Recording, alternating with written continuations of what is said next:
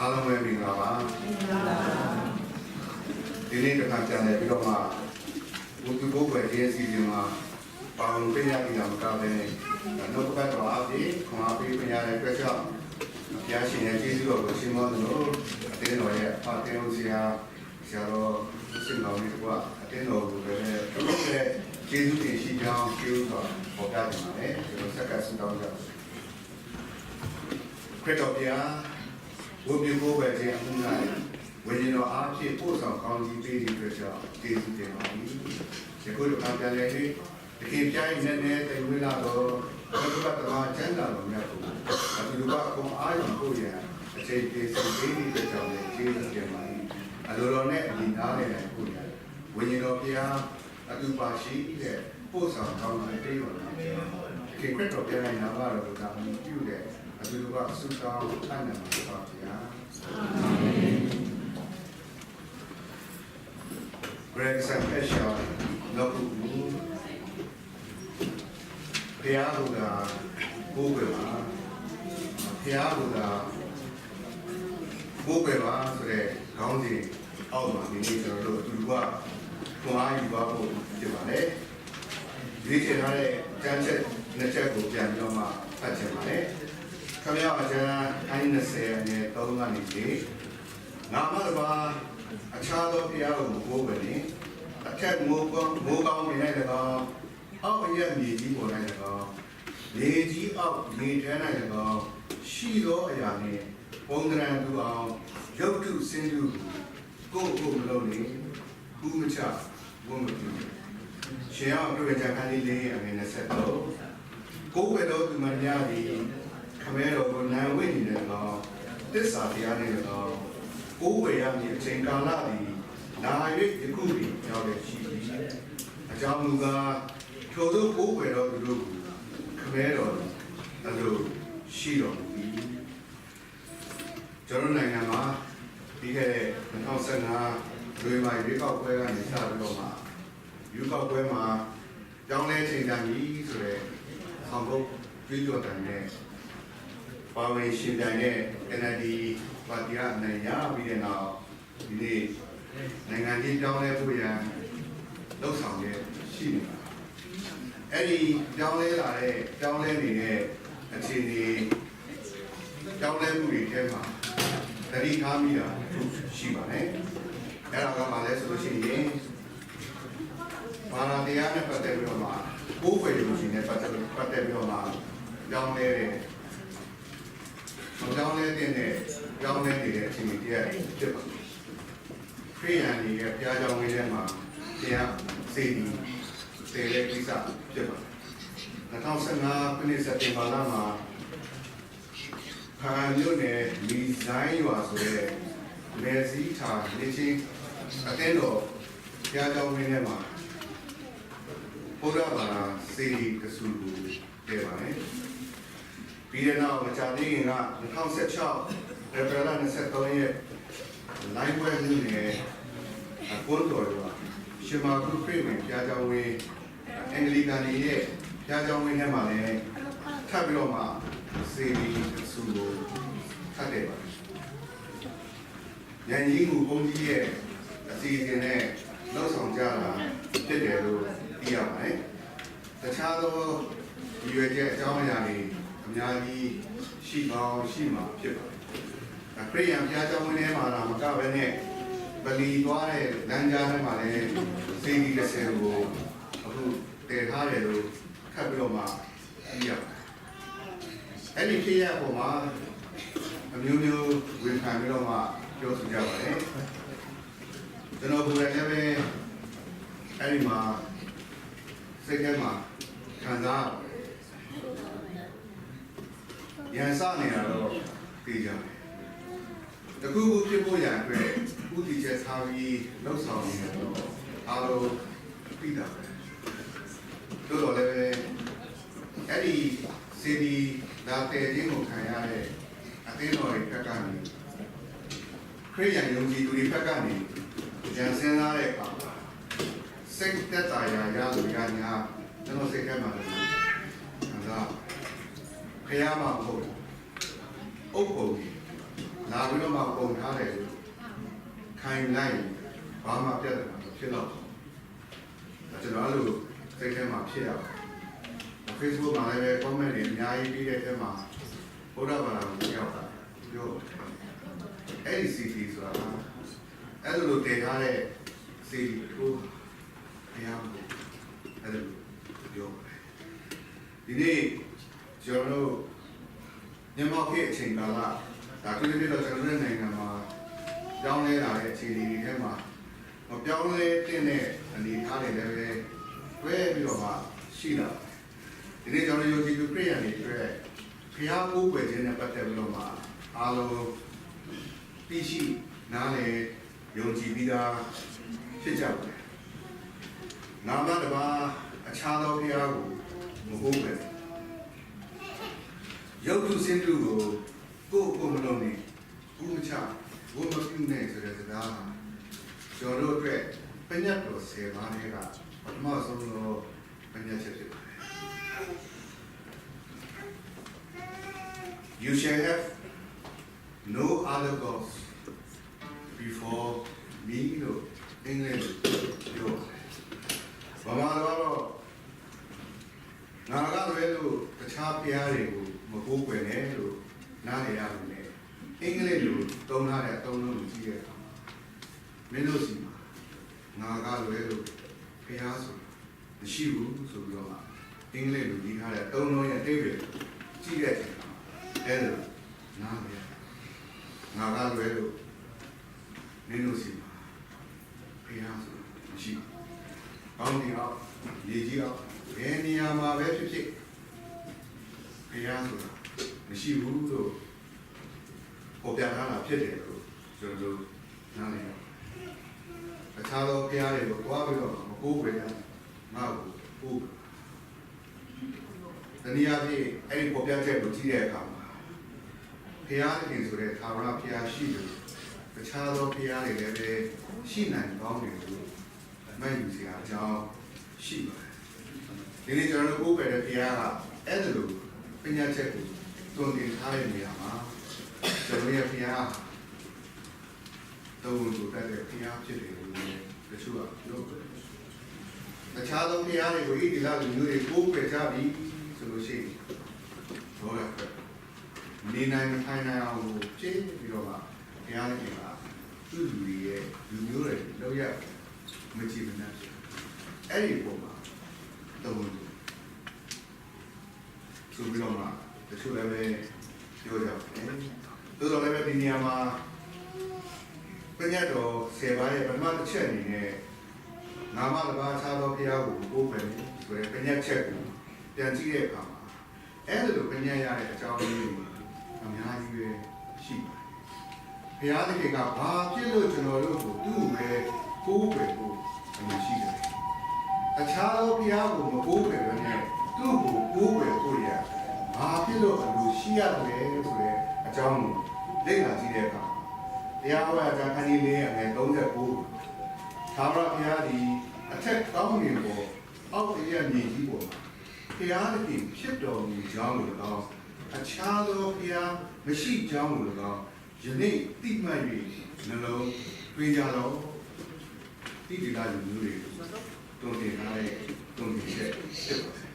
။ဓမ္မရာဇဝင်ဒုတိယဆောင်ခန်းကြီးပေါ်အနေနဲ့ဆက်နေ။အိုးသာဝရဘုရားရှင်ကိုတော်ဒီကြီးမြတ်တော်မူအကျွန်ုပ်တို့ကြားသမျှအတိုင်းကိုတော်နှင့်တူသောဘုရားကိုတော်မှတပါးအခြားသောဘုရားမရှိပါဆိုပြီးတော့မှနေသမခန်းကြီးပေါ်အနေနဲ့ဆက်နေမှာထပ်ပြီးတော့ပေါ်ပြထားပါတယ်။ဆာလံဆရာကတော့86ခုမြောက်သောဆာလံ5နေတစ်စင်ကိုတော်ဒီကြီးမြတ်၍အံ့ဩဖွယ်တို့ပြုတော်မူ၏ကိုတော်တပါးသည်တာဘုရားသခင်ဖြစ်တယ်ဆာလံဆရာရဲ့ပေါ်ပြချက်ကိုကြည့်တဲ့အခါကြီးမြတ်၍အံ့ဖွယ်အမှုတို့ကိုပြုတဲ့ဘုရားဖြစ်တယ်ပြောအဲ့ဒီကြီးမြတ်တဲ့အံ့ဖွယ်အမှုကိုပြုတဲ့အဲမှာသိတာထင်ရှားတဲ့ဘုရားဖြစ်ခြင်းကိုပေါ်ပြတဲ့နေရာကတော့အဲ့ဒီဘုရားဖန်ဆင်းရှင်ဖြစ်ပါတယ်။ကောင်းကင်မြေကြီးလူတော်ဝါအရာဖတ်သိမ်းကိုဖန်ဆင်းတဲ့ဘုရားဖြစ်တဲ့အတွက်ကြောင့် အဲ့ဒါလိုခံစင်းနိုင်တယ်ဘုရားကြီးမြတ်တယ်အဲ့ဒီဘုရားကကျွန်တော်တို့ရဲ့ဘုရားခင်ဖြစ်တယ်လို့ဆရာဆရာကတွန်းနေတာဖြစ်ပါတယ်ပရောဖက်ယေရမိကလည်းပဲယေရမိအနာဂတ်ကျမ်းခိုင်း30အငယ်30မှာပြောတယ်ဆိုလို့ရှိရင်ထာဝရဘုရားမူကားမန်တော်ဘုရားအသက်ရှင်တော်ဘုရားနေဆာထာဝရဘယင်ဖြစ်တော်မူ၏ဆိုပြီးတော့ထပ်ပြီးပေါ်ပြတွေ့ရတယ်ဘုရားတွေအများကြီးရှိတော်များလဲလူတွေကနေပြီးတော့မှဘုရားဆိုပြီးတော့မှကိုးကွယ်မှုတွေအများကြီးရှိနေကြတော့လည်းပဲမန်တဲ့ဘုရားဟာဣတိလာလူတွေယေဟောဝါဆိုတဲ့ထာဝရဘုရားပဲဖြစ်တယ်လို့ယေရမိကပြော True God မန်ကန်တဲ့ဘုရားယေဟောဝါဖြစ်တယ်အသက်ရှင်တဲ့ဘုရားယေဟောဝါဘုရားနေဆာထာဝရတည်တဲ့ဘုရားအဲ့ဒီထာဝရဘုရားဖြစ်တယ်ဆိုပြီးတော့မှ prophet ယေရမိကပြောပြတယ်။ဓမ္မဟောင်းကျမ်းတွေမှာကြည့်တဲ့အခါမှာအခုလိုမျိုးအဲ့ဒီဘုရားကိုဘာဖြစ်လို့ကိုးကွယ်ရတယ်လဲဆိုရဲဘုရားရှင်ကဘာဖြစ်လို့ပညတ်တော်စေပါမှာဘာမှမဆုံးသူ့ကိုကိုးကွယ်ဖို့ပညတ်ချက်ထားရတယ်လဲဆိုရဲပေါ်ပြခဲ့တယ်တုံ့ပြန်ချက်အများကြီးရှိခင်ခရစ်တော်ကိုယ်တိုင်ကလည်းဘာပြောလဲဆိုလို့ရှိရင်ရှင်ရောအပြည့်မဲ့ခန်းကြီးဆက်ကိုနေတော့ထာဝရအသက်ဟူမူကားမန်တော်ဘုရားသခင်တဆူပြီးဖြစ်တော်မူသောဘိုးတော်ကို၎င်းစေလွတ်တော်မူသောယေရှုခရစ်ကို၎င်းတိကျွမ်းခြင်းသည်ဆိုပြီးတော့မှထာဝရအသက်ရှင်ရခြင်းအကြောင်းကိုပေါ်ပြတဲ့ခမဲတော်ဘုရားသခင်မန်တဲ့ဘုရားဖြစ်တယ်။အဲ့ဒီမန်တဲ့ဘုရားကလူတွေကိုကယ်တင်ဖို့ရန်အတွက်တားတော်ကိုစေလွတ်လိုက်တာဖြစ်တဲ့အတွက်ကြောင့်အဲ့ဒီဘုရားအကြောင်းရေပဲတိကျွမ်းဖို့ရန်လိုပါတယ်။မန်ကန်တဲ့ဘုရားကိုတိကျွမ်းခြင်းအဲ့ဒီဘုရားယုံကြည်သူတွေအတွက်အရေးကြီးတဲ့အကြောင်းအရာဖြစ်တယ်လို့သခင်ယေရှုခရစ်တော်ဘုရားကပြီးရမှာတုံ့ပြန်တာဖြစ်ပါမယ်။ဘိုးကွယ်တော်သူမန္တရသည်ခမဲတော်ကိုနာဝိနေတယ်တော့တစ္ဆာတရားနေတော့ဘိုးကွယ်ရနေတဲ့အချိန်ကာလသည်လာရည်ယခုปีရောက်ရရှိဆိုတဲ့သခင်ခရစ်တော်မိန့်မာတဲ့စကားဟာရှင်ရောအပြည့်ကြခန်းလေးလေးအငယ်ခုံကနေ26တိရှမာရိအမျိုးသမီးနဲ့တွေ့တဲ့အချိန်မှာသခင်ခရစ်တော်ကရှမာရိအမျိုးသမီးမိန့်မာတဲ့စကားဖြစ်တယ်လို့နားလည်အဲ့ဒီမိန့်မာတဲ့အတိတ်ကိုနားလည်နိုင်ဘူးရတဲ့ရှမာရိလို့ကျမ်းစာထဲမှာပေါ်ပြထားတဲ့နောက်ခံအကြောင်းတွေကိုကျွန်တော်တို့အနေနဲ့သိဖို့ရလိုအပ်ပါတယ်ဒီစီ921အချိန်ဣတိလာလူမျိုးတွေအာရှုရိလူမျိုးတွေရဲ့လက်အောက်ကိုကြားရောက်ပြီးသွားတဲ့နောက်ပိုင်းမှာအဲ့ဒီနေရာဟာဣတိလာတိုင်းနိုင်ငံလို့ခေါ်ပြီးတဲ့နောက်မြောက်ပိုင်းမှာရှိတဲ့ဣတိလာတိုင်းနိုင်ငံဖြစ်ရပ်တည်ခဲ့တဲ့နေရာမှာအဲ့ဒီမြောက်ပိုင်းရဲ့မြို့တော်ဖြစ်တဲ့ရှမာရိမြို့ဆွဲပြုပြီးတော့ရှမာရိဆိုတာသုံးလို့အဲ့မှာနေထိုင်တဲ့သူတွေလည်းပဲရှမာရိလူဆိုပြီးတော့တမန်ပေါ်ပြတာကိုတွေ့ရပါတယ်အဲ့အာရှုရီလက်အောက်ကိုကြားရောက်ပြီးသွားတဲ့အခါမှာအဲ့ဒီလိုယူဒလူမျိုးတွေဣတိလလူမျိုးတွေနေထိုင်တဲ့နေရာကိုလူမျိုးပေါင်းစုရောက်လာတယ်။အဲဒီမှာရဲ့အောက်ကိုရောက်သွားတဲ့အတွက်ကြောင့်ဣတိလလူမျိုးကိုတဲ့သူတွေရောရှက်တော့မှနေထိုင်ရအဲ့လိုနေထိုင်ကြတဲ့အချိန်မှာဣတိလလူမျိုးတွေကယေဟောဝါဆိုတဲ့ထာဝရဘုရားကိုကိုးကွယ်အဲ့ဒီမှာနေထိုင်တဲ့ဣတိလလူမျိုးဟုတ်တဲ့သူတွေကဘာလာဘုရားကိုသုံးသမခန်းကြီး16နဲ့29ကနေ39ရဲ့33ရဲ့ပေါ်ပြခြင်းတွေကြောင့်တစ်ဖြည်းဖြည်းနဲ့အဲ့ဒီရောက်ပိုင်းရှမာရိမြို့ဟာဘာလာဘုရားကိုပိုးပယ်တဲ့နေရာအချက်ချာကြတဲ့နေရာတခုဖြစ်လာတယ်ဆိုတော့တွားပြီးတော့မှသူရဲ့နောက်ကျောင်းကိုကြည့်တဲ့အချိန်မှာတွေ့ရပါတယ်အဲ့ဒါလိုရောက်ပိုင်းမှာရှိတဲ့သူတွေဟာဟေရဇိန်ဆိုတဲ့တောင်ကိုတွားပြီးတဲ့နောက်ဘုရားစီကိုတွားရောက်ပိုးပယ်ကြတယ်ဆိုတော့လည်းပဲတွေ့ရပါတယ်တောင်ပိုင်းယေရုရှလင်မြို့ ရေရုပ်ရှင်မျိုးမှာနေထိုင်တဲ့သူတွေကရေရုပ်ရှင်မျိုးရဲ့တောင်ကုန်းမှာသွားပြီးတော့မှမြင့်မြတ်တဲ့နေရာဖြစ်ထားရှိပြီးဒီလိုပြုပိုးွယ်ကြတယ်ဆိုတာကိုလည်းကျွန်တော်တို့နားလည်ရမယ်အဲ့ဒါလို့ရှမာရိတွေတိုင်းတစ်ပါးနဲ့ရောနှောပြီးတော့မှဖြစ်လာတဲ့အတွက်ကြောင့်ရှမာရိလူမျိုးတွေဟာဣတိလာလူမျိုးဆက်မျိုးတွေကနေပယ်ထားခြင်းခံရတဲ့လူမျိုးဖြစ်တယ်။ဓမ္မတိကိတ်ကိုရောက်တဲ့အခါရှမာရိလူမျိုးတွေယူဒလူတွေအလုံးတွေနေနေမှာမကဲတော့မခဲတဲ့အပြင်ကိုတခင်ခရစ်တော်အချိန်မှာယူဒလူတွေကရှမာရိလူတွေကိုရန်သူလိုသဘောထားပြီးတော့မှဆက်ဆံနေကြတယ်ဆိုတော့လည်းတွားပြီးတော့မှတွေ့ရပါတယ်။သို့တော်လည်းတခင်ယေရှုခရစ်တော်ပေးတဲ့ဥပမာတွေမှာကောင်းသောရှမာရိဆိုတဲ့ဥပမာလည်းရှမာရိလူမျိုးတွေနဲ့ပတ်သက်တဲ့အခြေအနေတရားပေါ်ပြချက်ဖြစ်တယ်လို့နားလည်။အဲ့လိုအခြေအနေရှိတဲ့ရှမာရိလူမျိုးတွေထဲကရှမာရိလူတွေထဲကအဲ့ဒီရှမာရိအမျိုးသမီးကိုတခင်ခရစ်တော်ဘုရားကဘုရားပိုးဝယ်တယ်ပတ်သက်လို့မင်္ဂလာနဲ့ဘုရားပိုးဝယ်တယ်ကိုတုံတင်ထားတာဖြစ်တယ်လို့ကျွန်တော်နားလည်။အပေါ်မှာပေါ်ပြတဲ့ကျမ်းချက်ကိုကြည့်တဲ့အချိန်မှာဤတောင်လို့မလားယေရုရှလင်မြို့လို့မသွားပဲခမဲတော်ကိုပိုးဝယ်ရမည်အချိန်ကာလရောက်ဆဲရှိဆိုပြီးတဲ့နောက်21ပါအခင်ခရစ်တော်ကရှမာရိအမျိုးသမီးကိုပြောပါတယ်ပိုးဝယ်တဲ့လူတွေနာဝိနေနဲ့သစ္စာကိုပိုးဝယ်ရမယ်ဆိုပြီးတော့ရှမာရိအမျိုးသမီးတွန်းတယ်အဲဒီတွန်းတဲ့အဖြစ်ချုံပြီးပြောမယ်ဆိုလို့ရှိရင်အခင်ခရစ်တော်ကရှမာရိအမျိုးသမီးကိုမာနဲ့ပါလာတရားကိုယ်ကိုလောက်ဆောင်ဖို့ရတဲ့တွင်တင်တာဖြစ်တယ်လို့နားလည်ရတယ်။ဖျားကိုကိုယ်ွယ်တဲ့နေရာမှာဝိညာဉ်ရေးရဝိညာဉ်တော်ကိုအခြေခံတော့မှကိုယ်ွယ်ဖို့ရတွင်တင်တာဖြစ်တယ်လို့လည်းနားလည်ရပါတယ်။ဒီနေ့ကျွန်တော်ဒီအင်းတော်ကိုရောက်တာတလားဖြစ်ပါပြီ။ဒီလိုတလားပြည့်တဲ့အချိန်မှာကျွန်တော်အနေနဲ့အတင်းတော်ရဲ့ကိုယ်ွယ်ခြင်းအစီအစဉ်တွေမှာပါဝင်တဲ့အချိန်မှာအင်မတန်မှအားရPraise God အချီးမွမ်းတဲ့အစီအစဉ်ကလည်းပဲအင်မတန်မှခွန်အားရဖြစ်ပါတယ်။ဟာကျင်းတော့အတန်တော့နည်းနည်းတော့စူးတယ်လို့ဖြစ်တယ်။ဘုရားခင်ကတော့နားထောင်နေတာဒီမှာထွက်ပြီးနားထောင်တာတော့မသိဘူး။ဒါတော့လည်းကျွန်တော်အနေနဲ့ကတော့အခန်းကြီးလေးထဲမှာဘုရားကိုချီးမွမ်းခြင်းကိုစူးညံစွာနဲ့ပြုနေတယ်။ဒါလည်းပဲအားရစရာတစ်ခုဖြစ်ပါတယ်။ကျွန်တော်အားရဆုံးကတော့ဒီနေ့ဂျပန်မှာလာရောက်နေထိုင်တဲ့အတင်းသူတင်းသားတွေ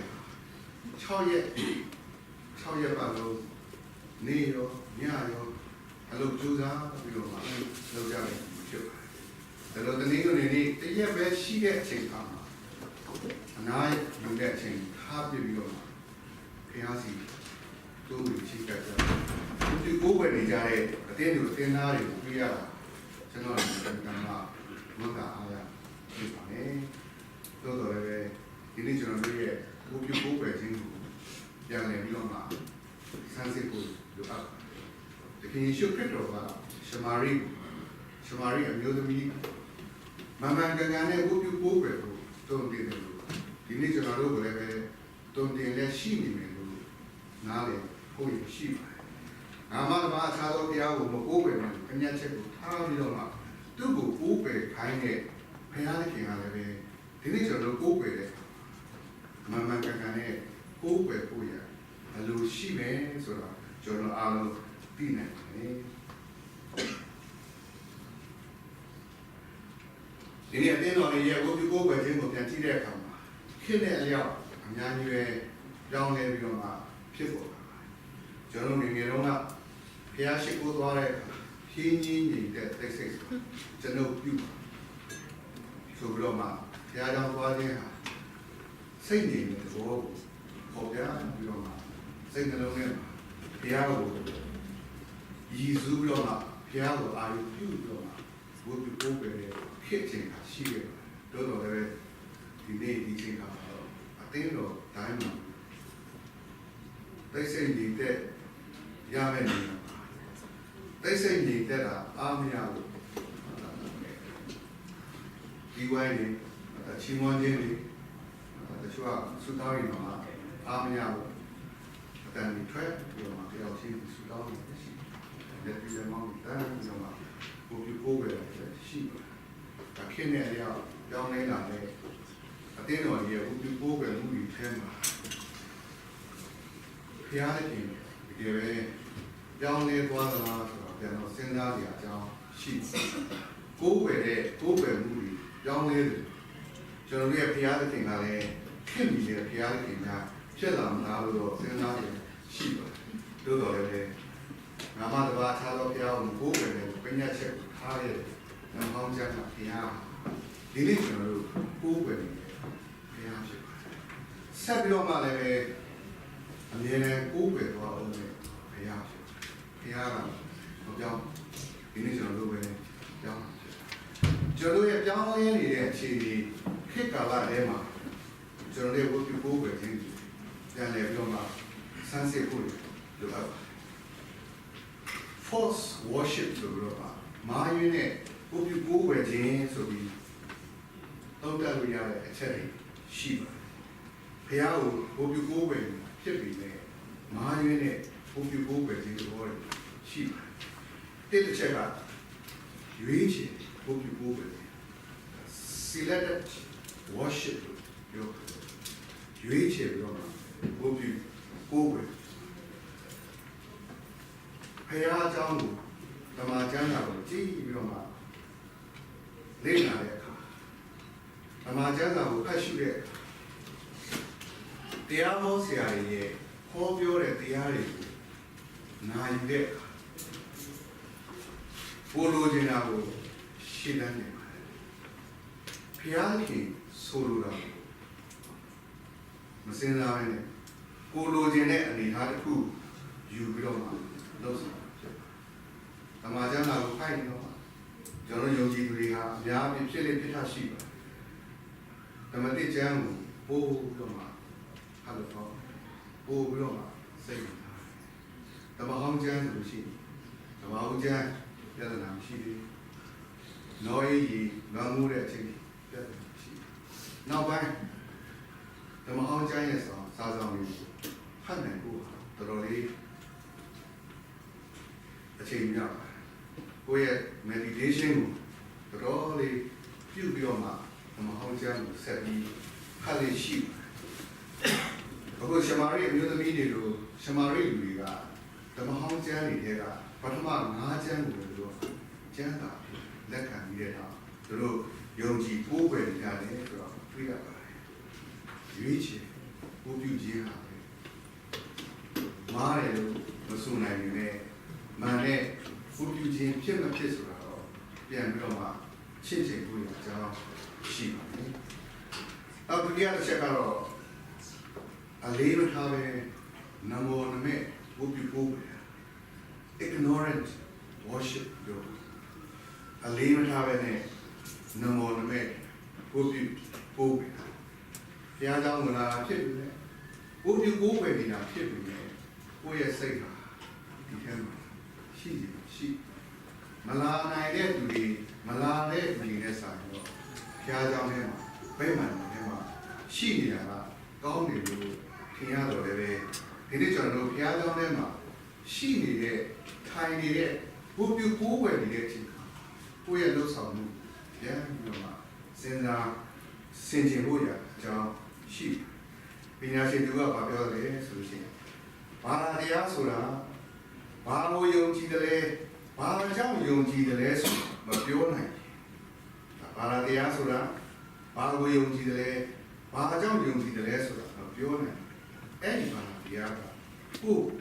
လုံခြုံမှုပြီးနေဟုတ်ဘူးဆိုတော့ပြော religion is never safe until a man can tell not only what he believes but why he believes it ဆိုတော့ပြောတနည်းနည်းဘုပြုကိုယ်ပဲခြင်းအားဖြင့်ကိုယ့်ရဲ့ဝိညာဉ်ရေးရာတက်တာရှင်တန်ဖို့ကြီးထွားဖို့အသေးပဲရှိဖို့လိုအပ်ပါတယ် အဲ့လိုအတိတ်ပဲမရှိနေဘူးဆိုလို့ရှိရင်ကြာလာတဲ့အချိန်မှာဘုရားကျောင်းကိုဘုပြုဖို့ပဲခြင်းဝေးသွားဖြစ်တယ်အဲ့ဒီချက်ကလည်းဘုရားကိုဘုပြုတဲ့အခါမှာအလေးမထားဘဲနဲ့နမောနမေဘုပြုခြင်းမာရင်းနဲ့ဘုပြုဖို့ပဲခြင်းလို့ပြောတယ်နောက်တစ်ချက်ကတော့အစွဲအလန်းထားဘုပြုခြင်း superstitious worship လို့အစွဲအလန်းထားပြီးတော့ဘုပြုဖို့ကျွန်တော်ကိုယ်တိုင်ပါဝင်ဒီနေ့ယုံကြည်သူခရိယန်တယောက်ဖြစ်တဲ့အတွက်ကြောင့်တနည်းနည်းနဲ့ဘုရားရှိခိုးတယ်ကျွန်တော်အတွက်အလေးအကျတစ်ခုငယ်ငယ်လေးကဖြစ်နေတာဖြစ်တယ်တနည်းနည်းနဲ့မှာဘုပြုဖို့ပဲခြင်းဘုရားကြောင့်မသွားနိုင်ဘူးစိတ်ထဲမှာတိတ်တော့မှာမပြောဘုရားရှိခိုးမသွားနိုင်လို့စိတ်ထဲမှာမပြောတာထက်ဘုရားရှိခိုးနေရတဲ့ကိုယ့်ရဲ့စိတ်နှလုံးထဲမှာချမ်းမြေ့မှုပျော်ရွှင်မှုအတိတ်ပဲရှိတဲ့အရာတစ်ခုခုမရရင်အဲ့ဒါကပို့ပြီးတော့ကောင်းတယ်လို့ပြောရမှာဖြစ်ပါတယ်ဒီနေ့ကျွန်တော်တို့အတင်းတော်ရဲ့ဘုရားကိုပဲဒီစီစီတွေကိုကြည့်တဲ့အခါ combined worship ဆိုတာရှိတယ်မျိုးသမီးမိဂဟာယဘုရားရဲ့စီစီရှိမျိုးသားတွေမိဂဟာယဘုရားရဲ့စီစီရှိအဲ့လိုစီစီတွေလောက်ဆောင်နေတဲ့အခါမှာပါဝင်ဘုရားကိုပဲသူတွေရဲ့အခြေအနေကိုပြန်ပြီးတော့မှကြည့်တဲ့အချိန်မဖြစ်မနေလောက်ဖို့သာရှိလို့ပေါင်းကြရှိဒါမှမဟုတ်လိုအပ်လို့လည်းမဟုတ်ပဲနဲ့စိတ်မပါပဲနဲ့အဲ့ဒီပါဝင်လောက်ဆောင်နေတာလည်းရှိပါတယ်အများကြီးတော့ဘုရားကိုတကယ်ပဲမျက်မှောက်ပြုပြီးတော့ဘုရားကိုပဲရှိကြတယ်တို့တော်လည်းဒီနေ့ကျွန်တော်တို့ရဲ့ဘုရားကိုပဲခြင်းကိုပြန်ကြည့်တဲ့အချိန်မှာဘယ်လိုခံယူချက်နဲ့ဘုရားကိုပဲခြင်းနဲ့ပါဝင်နေလဲဘုရားကိုပဲခြင်းဟာကိုယ့်အတွက်တကယ်ပဲဒိတ်တွေရှိသလားဆိုတာကိုရမ်းပြီးတော့စဉ်းစားဖို့အကြောင်းရှိတယ်အချိန်တမန်ချက်တစ်ခုကိုပေးထားပြီးတဲ့နောက်အဲ့ဒီအချိန်တမန်ချက်တိုင်းပါဝင်ပြီးတော့မှလွတ်ဆောင်တဲ့အချိန်မှာအရေးကြီးတာကိုယ့်ရဲ့စိတ်နှလုံးထဲမှာတကယ်ပဲဘုရားကိုချိန်ပေးဖို့လိုအပ်တယ်။တနည်းအားဖြင့်ပြောမယ်ဆိုလို့ရှိရင်ဒီနေ့ကျွန်တော်တို့ဘုရားကိုပို့ပြန်နေဖို့အရင်ကတော့ဒီရဲ့အခြေအနေကြောင်းလဲလာတဲ့ခေတ်အခြေအနေကြားထဲမှာဘုရားကိုတကယ်ပို့ပြန်ဖို့ခက်ခဲရဖြစ်ဒီနေ့ကျွန်တော်တို့ဒီမှာတော့ဒါဖြည်းဖြည်းတော့ကျွန်တော်နေတဲ့တောင်ကြီးမျိုးပေါ့အတင်းတို့အတင်းသားတွေဟာဘုရားရှိခိုးတာကြာရင်ပြောတယ်တရားဟောတာကြာရင်ပို့ပြီးတော့မှပြောတယ်ဆုတောင်းတာလည်းနိုင်ဝဲတော့ဆုတောင်းနေတယ်ဆိုရင်ပို့ပြီးတော့မှပြောတယ်အတင်းတို့အတင်းသားတွေရဲ့ကိုပြုကိုပဲခြင်းမှာမိမိရဲ့ concentration ကိုပြီးနိုင်တဲ့ limit ကတဖြည်းဖြည်းလဲလာတရားဟောတာရှိအခုကျွန်တော်ပြောတာလည်းတော့ရှိနေတယ်ကျွန်တော်ဒီမှာဟိုတိုင်းသားလူမျိုးစုတွေရဲ့အတင်းတော်ကြီးရှိပါတယ်ချင်းချက်ပေးချက်တရုတ်ချက်ချင်းချက်ရှမ်းချက်ပြီးတဲ့နောက်တိုင်းသားပေါင်းစု union check ဆိုလို့ရှိတယ်။အဲတော့ဒီရောက်ဦးတဲ့လူတွေတော့တတိယမှာတိုင်းသားပေါင်းစုကတက်ကာရောဆိုဥမ္မောဒီသင်္ဟုတ်ကြီးကတရားဟောတာတူတူနဲ့လူတွေလည်းဟောပြောစူးစပေါင်းဖျားရှိခိုးတဲ့အချိန်ကတဏှာဖွက်ပြီးပဲစားတာချင်းတူပြီးမဲ့ကချင်ဖျားเจ้าမှာဘာမလိုပါသေးတဲ့အချိန်မှာအဲ union church ကတရားစာဟောနေတဏှာရဲ့အတွင်းမှာပြီးတော့ကျွန်တော်ကိုယ်တိုင်လည်းအားရအချိန်မရရင်အဲ့တဏှာ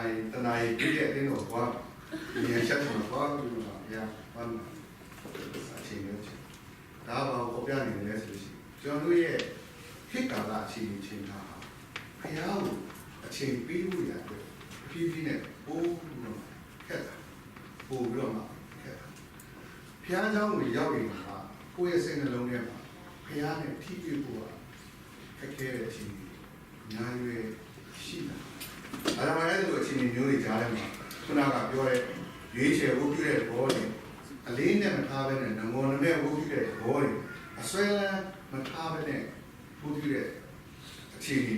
ဒီနေ့ကျွန်တော်တို့ဝုတ်ပြုတဲ့အချိန်မှာကျွန်တော်ရဲ့ဝုတ်ပြုခြင်းစင်ကြယ်ဖို့ရအကြောင်းရှိပါတယ်ဒီကတော့ခုနပညာတော်ဆယ်ပါပထမပညာချက်နဲ့ရှမာရိအမျိုးသမီးကိုသခင်ခရစ်တော်ကိုယ်တိုင်ရဲ့တုန်တင်ခြင်းအရကျွန်တော်ရဲ့တက်တာကိုဆင်ခြင်တဲ့အခါမှာအချက်၃ချက်နဲ့ဘန်ကန်နဲ့ဝုတ်ပြုဖို့ဝယ်ပြီးဖြစ်ဖို့ဆိုရင်ဘာမှမဟုတ်တဲ့ချက်ကဘုရားသခင်နာဝိညာဉ်နဲ့ကိုယ်ဝယ်ဖို့ဖြစ်ပါတယ်။ဘာဖြစ်လို့လဲဆိုလို့ရှိရင်ဒီနေ့ကျွန်တော်တို့ဘုရားမမြင်နိုင်တဲ့မမြင်ရတဲ့နာဝိညာဉ်ဘုရားဖြစ်တဲ့အတွက်ကြောင့်ဖြစ်ပါတယ်။ဆိုလိုတာကတော့ဒီနေ့ဘုရားသခင်ကိုကျွန်တော်တို့အနေနဲ့ရုပ်ဝတ္ထုမျက်စိနဲ့မြင်ရတဲ့ဘုရားနဲ့ဘောင်ခတ်ထားလို့မရဘူး။ဒီနေ့ကျွန်တော်တို့ဝုတ်ပြုဖို့ပဲဒီကိုပြန်ကြည့်တဲ့အခါခေတ်ကာလအရာကြောင်းလဲလာတဲ့ဖြစ်ပေါ်လာတဲ့အခြေအနေကြားထဲမှာခုနကတော့ဒီခန်းကြီးလေးထဲမှာpraise song ဆိုတဲ့အချိန်မှာဘုရားရဲ့အပြင်ဖက်ပြီးတော့ငါအောင်လာဆိုပြောတာအဲ့ဒီသဘောဖြစ်ဒီနေ့ကျွန်တော်ရဲ့ဘုရားကိုပို့ပဲမျက်စိနဲ့မြင်ရတဲ့အရာတွေပေါင်းခတ်ပြီးတော့မပို့ပဲဘူးဖြစ်ခုနကခင်ခရစ်တော်ဘုရားကရှမာရိအမျိုးသမီးအဲ့ဒီဂရစိန်တောင်ကိုမပွားပဲနဲ့ဝုတ်ပြုပိုးွယ်တဲ့အချိန်အခုရောက်ပြီဆိုပြီးတော့ပြောပါတယ်ယူဒလူတွေကယေရုရှလင်မြို့ကိုအထွတ်ပြတ်ထားပြီးအဲ့ဒီမှာပွားပြီးတော့ဝုတ်ပြုပိုးရှမာရိလူတွေကဂရစိန်တောင်လို့ပြောတဲ့တောင်မှာပွားပြီးတော့ဝုတ်ပြုပိုးဖခင်ရဲ့ရှိခြင်းကိုပေါ်ခတ်ထားလို့မရပါဘူးဖခင်ကိုပိုးွယ်တဲ့နေရာမှာကျွန်တော်မျက်စိနဲ့မြင်နေရတဲ့အရာတွေဖခင်ကိုမမြင်နိုင်အောင်ရှိလာတဲ့အနေထားတွေဒီနေ့ကျွန်တော်တို့ဘုရားကိုဝတ်ပြုတဲ့အခါမှာကျွန်တော်ဒါမှပဲဆင်ခြင်ဖို့ရအကြောင်းရှိတွေးသားဆန္ဒကိုအရင်ပြုလို့ဝတ်ပြုဖို့ခါရ worship လို့ဒီနေ့အတင်းတော်တွေကိုပြန်ကြည့်တဲ့အခါအားမရအားရတဲ့အတင်းတော်အများကြီးရှိအဲ့ဒီမှာဒီဆိုကားတဲ့ဒီမောင်လေးပေါ့အဲ့ဒီနေရာမှာဝါဘိုပြီးမှစိတ်ထဲပြုတ်စိတ်ထဲမှာစိတ်ဝမ်းမြောက်ပျော်ရွှင်မှုခံစားရတယ်ဒီကနေ့တော့အဲ့ဒီနေရာအဲ့ဒီလိုဝတ်ပြုဖို့ပဲတင်တာမားတယ်လို့ပြောတယ်ပေါ့ဘယ်လိုပဲဝတ်ပြုကိုယ့်ရဲ့ဆန္ဒကိုရှေ့တန်းတင်ပြီးတော့ဘုရားကိုဘုမပြုဖို့လိုတာအဲ့ carnal worship လို့ပြောတယ်ပိုလိုချင်တာပိုဖြစ်ချင်တာကိုယ့်ရဲ့ဆန္ဒကိုအရင်ပြုပြီးတော့ဘုရားကိုပို့ဝေခြင်းဒီနေ့ကျွန်တော်တို့တတိထားမယ်ဖြစ်ပါတယ် external worship လို့ပြောတယ်ပြင်ပအရာတွေဘာဖြစ်မမြင်နိုင်တဲ့ဘုရားကိုပို့ပြီးပို့ဝေခြင်းအနောက်ရှက်မဖြစ်ဖို့ရတဲ့ဒီနေ့ကျွန်တော်တို့ပို့ပြီးခြင်းကိုဆင်ခြင်ဖို့ရအကြောင်းရှိပါတယ်နောက်ဒုတိယတစ်ချက်ကတော့တစ္ဆာနဲ့ပို့ဝေလို့တစ္ဆာဆိုတဲ့ဘောကိုပြန်ကြည့်တဲ့အခါ promise ဂတိကိုအခြေခံပြီးတော့ faithfulness လို့ပြောတဲ့တစ္ဆာရှိခြင်းဆိုတဲ့ဘောကိုဖြစ်တယ်။တနည်းအားဖြင့်တစ္ဆာရှိခြင်းဟာ action ကိုပေါ်ပြတယ်လှုပ်ဆောင်ရမယ့်အရာတစ်ခုဖြစ်ပါတယ်။ဘယ်တော့ပဲကိုယ့်ရဲ့အသက်ဂတိပေးနေပြီလက်တွေ့မှာပေးထားတဲ့ဂတိတိုင်းမလှုပ်ဆောင်နိုင်အဲ့ဒီဂတိဟာတမှုရှိအချီးကြီးပဲဖြစ်သွားမှာဖြစ်ပါတစ္ဆာရှိခြင်းဆိုတဲ့ဘောကိုပြန်ကြည့်တဲ့ကိုယ့်ရဲ့စိတ်နှလုံးဖြူစင်ဖို့လိုတာဖြူစင်တဲ့စိတ်နှလုံးထားရှိနိုင်ခြင်းအားဖြစ်လာတယ်ဂတိတွေကိုစောင့်ခဲ့ပြီးတော့မှတစ္ဆာရှိခြင်းဆိုတဲ့ကျွန်တော်တို့လှုပ်ဆောင်ဖြစ်ပါတယ်ဒီနေ့ဘုရားကိုပို့ဝဲတဲ့နေရာမှာတရားဟောတဲ့အခါခန်းကြီး6နဲ့4ရက်နေပုံမှာပေါ်ပြထားတဲ့ပေါ်ပြခြင်းစိတ်နှလုံးအကျွင်းမဲ့နဲ့ကိုးကွယ်ဖို့လိုပါမယ်အဲ့စိတ်နှလုံးအကျွင်းမဲ့နဲ့ကိုးကွယ်ခြင်းကဘာလို့ဖြစ်လာစေတယ်လဲဆိုလို့ဂရိတိခြင်းသစ္စာဆောင်ခြင်းကို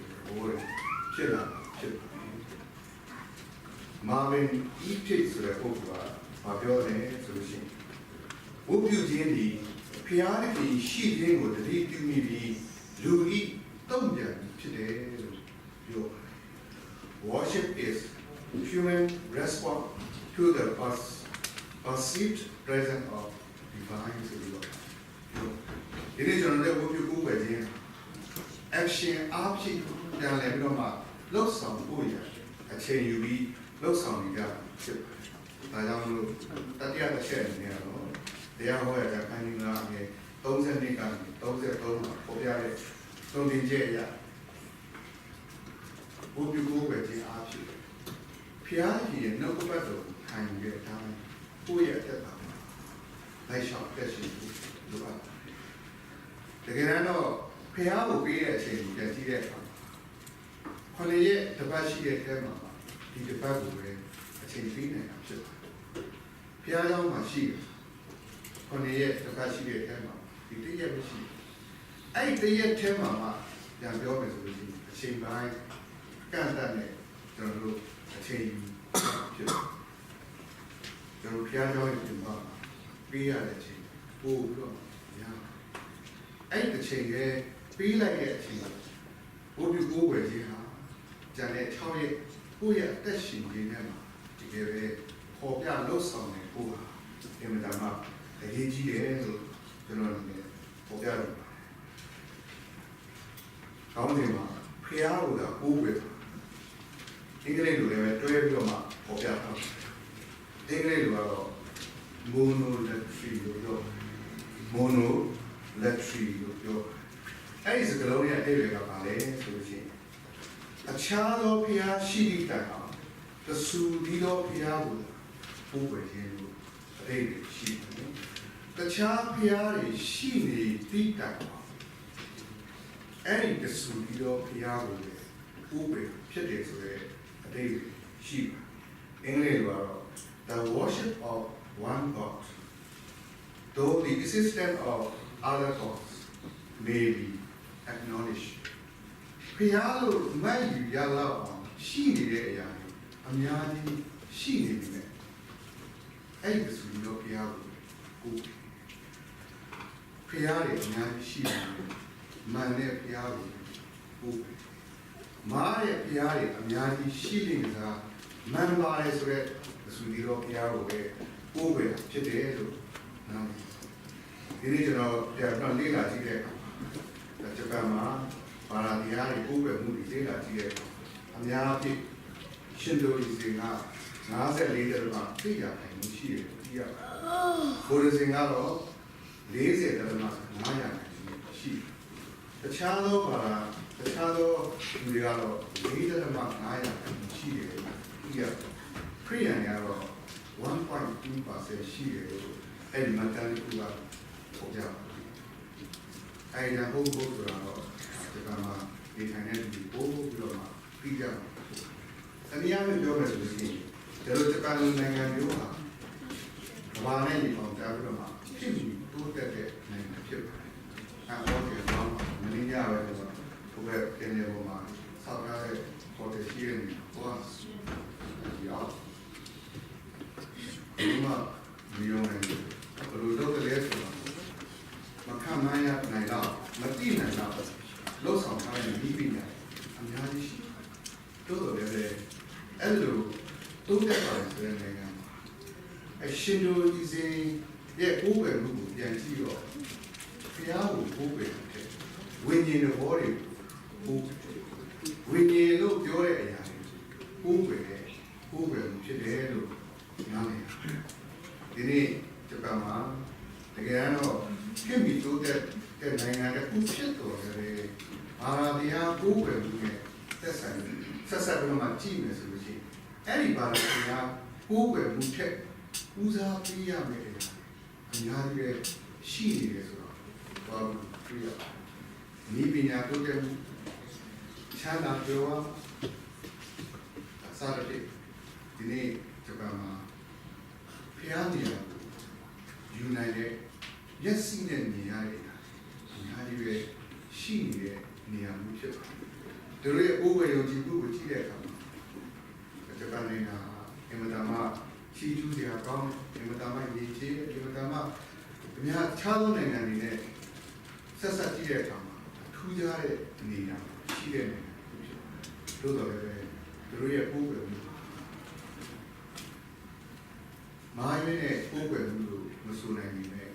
မာနဲ့ကိုယ်ပဲဟုတ်ဘူးဆိုတာတော့ဒီလိုကျွန်တော်တို့ပြောလို့ရဖြစ်အဲ့လို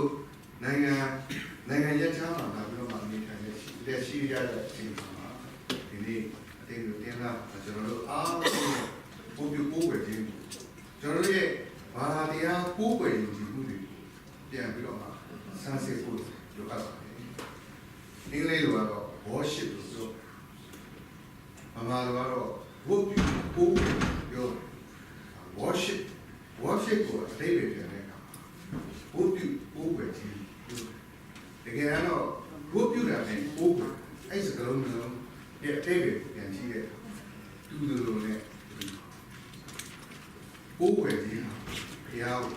ပို့ပဲဝတ်ပြုခြင်းဒီနေ့အဲ့ဒီဘုရားကိုပို့ပဲတဲ့ဒီပြုရမယ်ဝတ်တရားတွေပေါ်ပြဖြစ်တယ်လို့အားကြောင့်လို့ဒီနေ့ကျွန်တော်မန်တော်ဘုရားကိုပို့ပဲတဲ့ဒီဖြစ်တယ်သစူပြောဘုရားကိုပို့ပဲကြတဲ့ဒီဖြစ်အသက်ရှင်တဲ့ဘုရားကိုပို့ပဲကြတာဖြစ်တဲ့အတွက်ကြောင့်ဒီနေ့ကျွန်တော်ရဲ့ပို့ပဲအဲ့ဒီဘုရားကိုပဲပို့ပဲကြတဲ့ဒီဖြစ်ကြဖို့ရတယ်။ဒါကြောင့်ဒီဘုရားကိုဘွဲတော်ခံယူရင်းနဲ့